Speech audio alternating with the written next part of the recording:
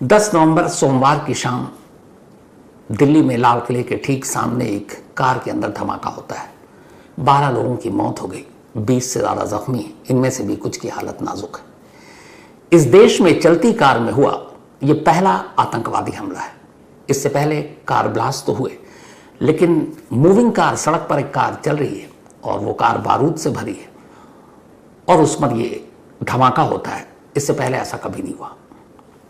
जिस वक्त ये धमाका हुआ, ऑफिस की छुट्टी हो चुकी थी, लोग घरों के लिए निकल रहे थे दफ्तरों से अपने अपने, और लाल किला और चांदनी चौक का जो पूरा इलाका है वो 24 घंटा वैसे ही उसमें ट्रैफिक बहुत ज़्यादा वहाँ होती है।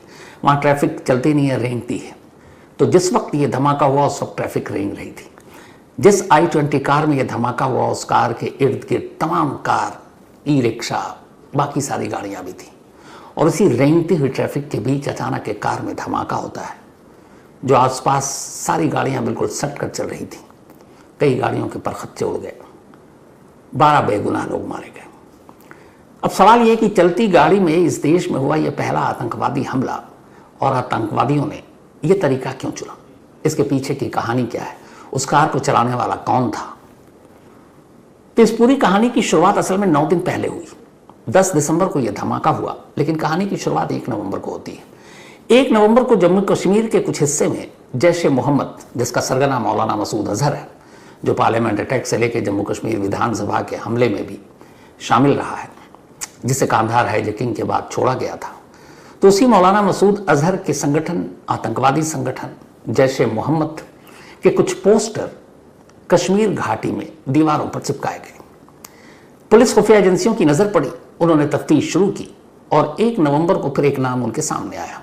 वो नाम था डॉक्टर मुजम्मिल का। पुलिस ने डॉक्टर मुजम्मिल को गिरफ्तार किया। पूछताछ शुरू हुई कि तुम जैश की पब्लिसिटी क्यों कर रहे हो, यहां पोस्टर क्यों चिपका रहे हो। उधर पूछताछ चल रही थी, तभी 5 दिन के बाद 6 नवंबर को जम्मू कश्मीर से दूर जम्मू कश्मीर पुलिस की ही एक टीम यूपी के सहारनपुर पहुंचती है, और सहारनपुर जाने के बाद वहां एक और शख्स को गिरफ्तार करती है। उसका नाम था डॉक्टर आदिल अहमद। डॉक्टर आदिल अहमद पर भी इल्ज़ाम था कि ये जैश-ए-मोहम्मद के लिए काम करता है। अब डॉक्टर आदिल अहमद को लेकर जम्मू कश्मीर पुलिस कश्मीर पहुंचती है। उससे जब पूछताछ होती है तो पता चला कि पोस्टर चिपकाने वाला या पोस्टर छपवाने वाला डॉक्टर मुजम्मिल और डॉक्टर आदिल, ये दोनों एक दूसरे को जानते हैं। अब जैसे ही पता चला तो जम्मू कश्मीर पुलिस ने इनसे और पूछताछ शुरू कर दी। जब पूछताछ शुरू की तो पता चला कि डॉक्टर मुजम्मिल अल फलाह यूनिवर्सिटी है एक फरीदाबाद में, वहाँ पर ये पढ़ाता है, और फरीदाबाद में एक किराए के घर में रहता है। बाकी जो पूछताछ हुई उसके बाद आदिल और मुजम्मिल से जम्मू कश्मीर पुलिस की एक टीम 9 नवंबर को फरीदाबाद पहुंचती है। 9 नवंबर को फरीदाबाद में इसी अल फलाह यूनिवर्सिटी के करीब एक मोहल्ले के घर में जाकर छापा मारती है। फरीदाबाद पुलिस साथ थी। ये किराए का घर डॉक्टर मुजम्मिल ने ले रखा था। पुलिस वहां जब तलाशी लेती है तो वहां से करीब 350 किलो विस्फोटक अमोनियम नाइट्रेट मिलता है, तार मिलते हैं, डेटोनेटर मिलता है, बैटरी मिलती है। तलाशी के बाद जब पुलिस घर के नीचे पहुंचती है तो एक कार खड़ी थी। जब उस कार की तलाशी ली गई तो उसके अंदर से एक असॉल्ट राइफल मिला। पता चला कि ये कार डॉक्टर शाहीन, एक लेडी डॉक्टर हैं, उनकी कार है, और डॉक्टर शाहीन डॉक्टर मुजम्मिल की दोस्त हैं। अब फरीदाबाद में इस सारे सर्च ऑपरेशन के बाद पुलिस को वहां से कुछ और जानकारी मिली, तो जम्मू कश्मीर पुलिस अब फरीदाबाद से 4 किलोमीटर दूर एक तगा गांव है, वहां पहुंचती है। उस गांव में एक मौलाना रहते हैं। पुलिस उस मौलाना के घर जाती है। मौलाना के घर जाकर जब तलाशी ली जाती है तो डॉक्टर मुजम्मिल के घर से 350 किलो ही अमोनियम नाइट्रेट मिला, लेकिन मौलाना के घर से 2500 किलो अमोनियम नाइट्रेट मिलता है, बैटरी मिलती है, डेटोनेटर मिलता है। पुलिस मौलाना को गिरफ्तार करती है, पूछताछ होती है, और तब एक और नाम सामने आता है। डॉक्टर मुजम्मिल का नाम सामने आ चुका, डॉक्टर आदिल का नाम सामने आ चुका, ये दोनों जम्मू कश्मीर पुलिस की कस्टडी में। डॉक्टर शाहीन वो फरार है, जिनकी कार से असॉल्ट राइफल मिला, और इन्हीं मौलाना और मुजम्मिल और आदिल से पूछताछ के बाद एक नया नाम आया, और वो नाम था डॉक्टर मोहम्मद उमर नबी। अब पता किया पुलिस ने तो पता चला कि यह फरीदाबाद में ही रहता है, लेकिन गायब है। अब पुलिस अपने मुखबिरों के जरिए डॉक्टर उमर को ढूंढने की कोशिश कर रही है। इस दौरान में पुलिस को पता चला कि ये जो मौलाना है तगा गांव में, इन्होंने ऐसे बहुत सारे मुस्लिम नौजवानों को, लड़कों को एक तरह से उनका ब्रेन वॉश कर रहे हैं इस्लाम के नाम पर, जिहाद के नाम पर।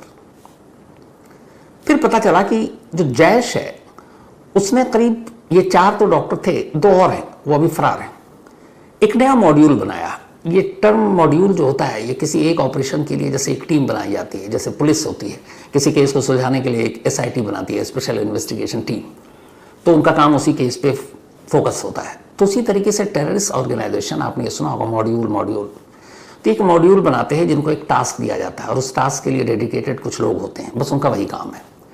तो इसको आप फरीदाबाद मॉड्यूल कह सकते हैं, क्योंकि इसमें जितने डॉक्टर हैं उनका सबका कनेक्शन फरीदाबाद से हैं, सारे जम्मू कश्मीर के, लेकिन उनका कनेक्शन फरीदाबाद से है।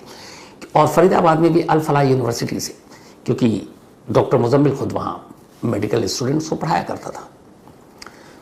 तो अब डॉक्टर मुजम्मिल, डॉक्टर आदिल, ये दोनों अरेस्ट, डॉक्टर शाहीन फरार, जिनकी कार से राइफल मिला, और एक नया नाम उस मौलाना के जरिए पता चला और वो था डॉक्टर उमर नबी। अब पुलिस, जम्मू कश्मीर पुलिस और फरीदाबाद पुलिस उसके बारे में जानकारी हासिल कर रही है। 9 नवंबर की रात हो चुकी है, अब उमर नहीं मिलता। अब इसके बाद आगे की कहानी 10 नवंबर की सुबह से शुरू होती है। 10 नवंबर की सुबह सबसे पहले 8:13 पर एक टोल प्लाजा है, बदरपुर टोल प्लाजा। बदरपुर फरीदाबाद में है और दिल्ली बॉर्डर पर है। तो बदरपुर टोल प्लाजा पर 8:13 पर एक I-20 कार, व्हाइट कलर की, सफेद रंग की, जिसका नंबर HR26CE 7664, ये इस टोल प्लाजा पे दिखाई देती है। टोल प्लाजा पे, और उसका CCTV कैमरा, ये वही तस्वीर है। तो ये टोल गेट पे रुकता है। इस दौरान में ड्राइविंग सीट पर बैठे हुआ एक शख्स दिखाई देता है, लेकिन उसका चेहरा नजर नहीं आता क्योंकि उसने मास्क पहन रखा है काले रंग का। फिर ये टोल से निकल जाता है। 8:13 10 नवंबर सुबह, बदरपुर दिल्ली की दहलीज पर है ये। अब इसके बाद जाहिर सी बात है, इस टोल के बाद उसे सीधा दिल्ली की सरहद में एंट्री मारी उसने। अब दिल्ली की सरहद में आया। इसके बाद वो कहां कहां गया, कहां कहां भटका, दिल्ली की किन सड़कों पर उस गाड़ी को, I-20 को भगाता रहा, पुलिस जांच कर रही है। लेकिन यही कार और यही ड्राइवर इस 8:13 के 7 घंटे और 6 मिनट बाद फिर एक CCTV कैमरे में कैद होता है। तब वक्त हुआ था दोपहर के 3:19। 8:13 पर टोल प्लाजा में मिला, उस हिसाब से 7 घंटे और 6 मिनट बीत चुके हैं। दोपहर 3:19 पर यही I-20 कार, जिसका नंबर HR26CE 7674 है, अब लाल किले के अहाते के अंदर, बाउंड्री के अंदर एक पार्किंग है, सुनहरी मस्जिद पार्किंग उसे कहते हैं। वहां उस पार्किंग में ये एंट्री करता है और उस एंट्री के वक्त की ये तस्वीर है। तब घड़ी में वक्त हुआ था 3:19। अब ये पार्किंग के अंदर दाखिल होता है। ड्राइविंग सीट पर वही शख्स बैठा हुआ है, कार वही है, और ले जाकर अंदर पार्किंग में एक जगह अपनी कार को पार्क कर देता है। अब कोई भी शख्स किसी कार को जब पार्क करता है, तो या तो अगर ड्राइवर है वो, तो फिर उतारने के बाद वेट करता है, कार में बैठा रहता, कोई अनहोनी चीज़ तो है नहीं। लेकिन ये इस गाड़ी में अकेला शख्स है, पार्किंग में एंट्री ले चुका है, लेकिन इसके बाद अगले 3 घंटे और 4 मिनट तक ये ड्राइविंग सीट से उठता ही नहीं। 3 घंटे और 4 मिनट तक लगातार उसी ड्राइविंग सीट पर, उसी I-20 होंडा कार में ये बैठा हुआ है। इसे शायद कहीं आना जाना ही नहीं। अब इसने हर जगह मास्क लगा रखे। दिल्ली की आबोहवा आजकल ऐसी है कि बहुत सारे लोग मास्क लगा रहे हैं, कोरोना काल की याद दिला रहे हैं, तो आजकल अटपटा नहीं लगता। पहले लगता था कि ये मास्क लगाया हुआ कुछ गड़बड़ तो नहीं है, अब लोग नहीं ध्यान देते, अब मास्क लगाकर बहुत सारे लोग चलते हैं। लेकिन ये अगले 3 घंटे 4 मिनट तक उसी गाड़ी में लाल किले की पार्किंग में बैठा हुआ है और कुछ नहीं कर रहा है। 3 घंटे 4 मिनट जब बीत गए, तब इसके बाद 6:23 पर ये उस कार को स्टार्ट करता है। कार को स्टार्ट करने के बाद अब ये पार्किंग से बाहर निकलता है। पार्किंग से जब बाहर निकलता है तो फिर ये कैमरे में कैद होता है। ये तीसरी तस्वीर है जो पार्किंग से बाहर निकलते वक्त की है उसकी। अब ये पार्किंग से बाहर निकला। जब ये पार्किंग से बाहर निकल रहा है, जहां पे आप तस्वीर देख रहे हैं वहां, और जहां पे ये धमाका हुआ उसकी दूरी मुश्किल से 500-600 मीटर है। 500-600 मीटर आप कार में, ट्रैफिक जाम भी हो, कितनी देर में पूरी कर लेंगे? 2-4-5 मिनट। लेकिन यह शख्स 6:38 पर उस जगह पर पहुंचता है जहां पर धमाका हुआ। अब सवाल यह है कि जो शख्स पार्किंग से 6:23 पर निकला और 6:38 पर धमाका हुआ, यानी इसने कुल 15 मिनट लिए। 15 मिनट 400-500 मीटर का फासला तय करने में ज़्यादा है। तो ऐसा क्यों? तो असल में जब ये बाहर निकला तो वहाँ से उस रूट पर जाने के लिए यू टर्न लेना ज़रूरी था। तो ये यू टर्न लेता है जिसमें इसको शाम का वक्त, मैंने कहा ट्रैफिक रेंज रही है, तो 15 मिनट लगा। 15 मिनट के बाद अचानक 6:38 पर लाल किले में इसी जगह एक जोर का धमाका होता है। तब i-20 कार सड़क पर थी और रेंग रही थी, क्योंकि ट्रैफिक बहुत ज़्यादा, शाम का वक्त, पीक आवर, और बिल्कुल तमाम गाड़ियां एक दूसरे से सट कर चल रही थी। तो अचानक इसमें धमाका होता है। आसपास जितनी कारें थी सभी के परखच्चे उड़ जाते हैं। i-20 कार का पिछला हिस्सा पूरी तरह से उड़ जाता है। इसी से अंदाज़ा हुआ कि जो बारूद था वो i-20 कार के पीछे डिग्गी में रखा हुआ था। बहुत सारे लोग जो कार के इर्द गिर्द बदनसीब थे, जो बिल्कुल कार के साथ साथ चल रहे थे, सबसे ज़्यादा नुकसान उन्हें पहुंचा। धमाके ने उन्हें अपनी जद में ले लिया। 12 लोग मारे गए, 20 जख्मी हुए, सभी को बाद में हॉस्पिटल ले जाया गया। तो ये तो रही इस धमाके की कहानी। और इस मॉड्यूल से, जो फरीदाबाद मॉड्यूल कह रहे हैं और जिसकी शुरुआत 1 नवंबर से हुई, अब यहाँ पर एक सवाल है, और वो सवाल ये है कि एक शख्स बारूद से भरी कार को दिल्ली में लेकर करीब करीब 10 घंटे तक दिल्ली की सड़कों पर घुमा रहा है। दिल्ली में अमूमन अगर मैं बात करूं, चूंकि मैं यहाँ रहता हूँ, दिल्ली पुलिस की सिक्योरिटी और सुरक्षा और नाकेबंदी हर जगह होती है। और ये बात पता है कि दिल्ली पूरे साल एक तरह से आतंकवादियों के निशाने पर रहता है। और जो चोर होते हैं या आतंकवादी होते हैं या कातिल होते हैं, उनके अंदर एक खौफ, एक डर भी होता है। तो एक शख्स बारूद से भरी कार को लेकर 10 घंटे तक दिल्ली की सड़कों पर घूम रहा है, क्योंकि वो सुबह 8 बजे दिल्ली की सरहद में दाखिल हो चुका है और शाम 6:38 पर यह धमाका होता है।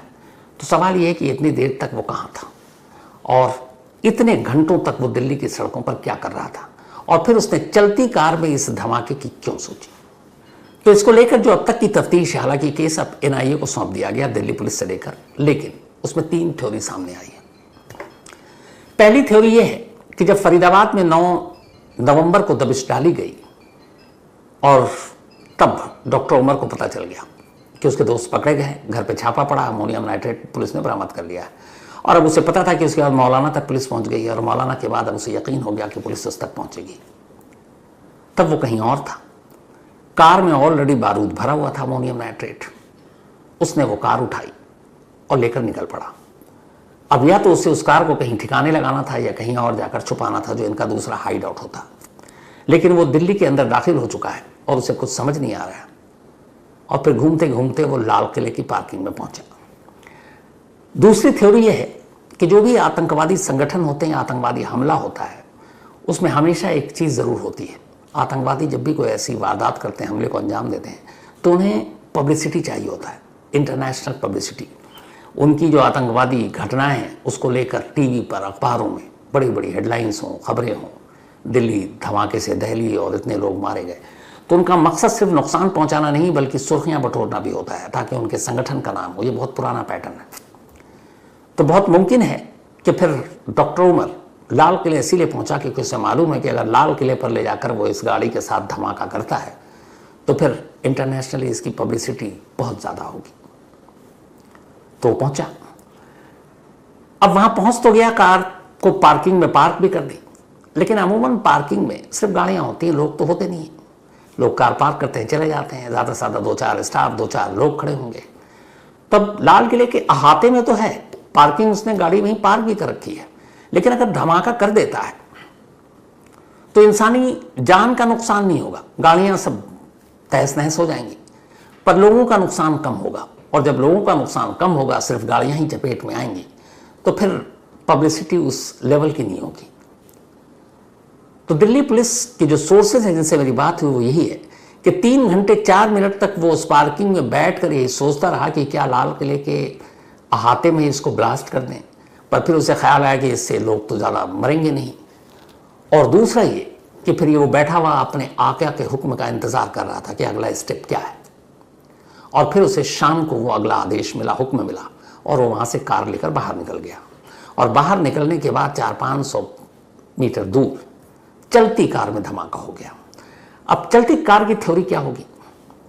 तो दिल्ली पुलिस और NIA सोर्सेज के हिसाब से जो अभी तक की रिपोर्ट है वो ये है कि इसकी दो वजह हो सकती है। पहली, जब वो कार लेकर निकला और वो हुक्म आया 3 घंटे 4 मिनट तक पार्किंग में जब बैठा था कि खाली लाल किले की दीवारों या पार्किंग में बैठकर धमाका करने से कोई फ़ायदा नहीं है, तो किसी भीड़ भाड़ वाली जगहों पर जाओ, किसी धार्मिक जगहों को निशाना बनाओ, तो उससे ज़्यादा पब्लिसिटी होगी। तो शायद वो वहाँ से निकला। और जो यू टर्न लेने का मकसद है वो यही है कि अगर आप में से किसी ने लाल किले के सामने चांदनी चौक का इलाका देखा है तो ये बहुत पुराने दौर से है। वहाँ मंदिर है, वहाँ जैन मंदिर है, वहाँ चर्च है, वहाँ मस्जिद है, सभी एक कतार से हैं, थोड़ी थोड़ी दूरी पर, लेकिन शुरुआत में मंदिर पड़ता है। तो अगर उस मंदिर से ले आकर टकरा दी तो फिर सोचिए क्या होता। लेकिन जब वो लेकर निकला और चलती कार में जो धमाका हुआ, इसके पीछे एक थ्योरी है कि शायद वो घबरा गया और शायद उससे गफलत हो गई, और उसी गफलत में एक तो ट्रैफिक, चारों तरफ से गाड़ियां सब सटी हुई हैं, और कार में धमाका हो गया। 2 तरीके से ये धमाका हो सकता है, एक गफलत में, दूसरा अनजाने में वो धमाका हो गया। क्योंकि अभी तक ये साफ नहीं है कि असल में टारगेट क्या था।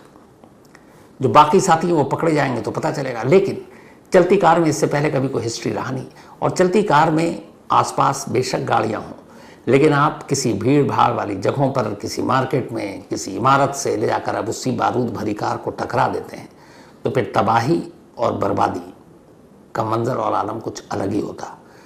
तो एक थ्योरी दिल्ली पुलिस की है कि शायद गफलत में वहाँ धमाका हो गया, वरना टारगेट कुछ और था।